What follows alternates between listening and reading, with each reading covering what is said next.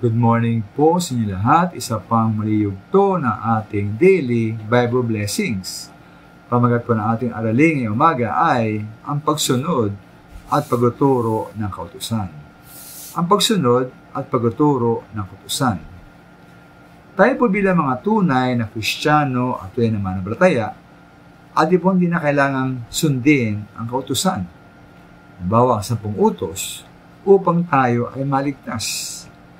Dahil nga po ang ating pagiging matuwid ay batay hindi sa ating sarili, kundi batay po sa ating Panginoong Hesus at ang kanyang kamatayan sa krus para sa ating kaligtasan.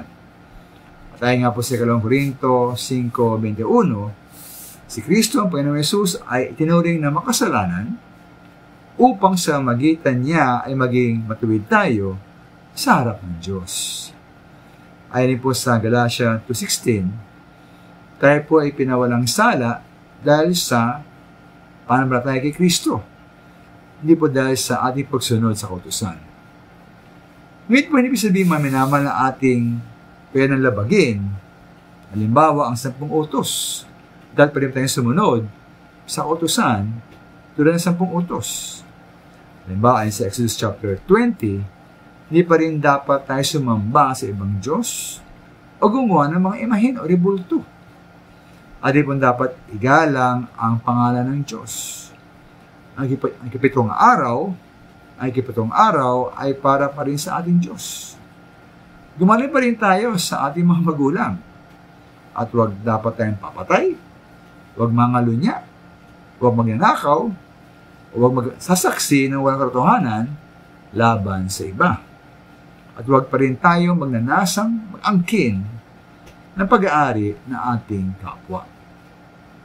Sabi nga po natin panelo sa Matthew 5:19, na ang sinumang magpapawalang bisa sa kalitliitang bahagi ng kautusan at magturo ng gayon ay magiging pinakamababa sa kaharian ng langit.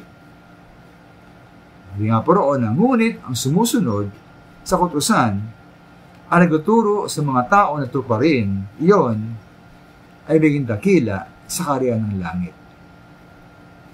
Kaya po ang dapat nagtugon, narapat tugon po sa kautusan ng Diyos. Ito po dapat pa rin nating sundin. At ikalawa, dapat nating ituro sa iba. Di lamang sundin, dapat ding ituro. At syempre po, bago natin ituro sa iba, at ipatiyakin na tayo mismo ay sumusunod sa ating tinuturo. Ang tunay nga pong kalayaan ng Kristiyano ay ang kalayaang sumunod sa mga utos ng ating Diyos. Maraming salamat po.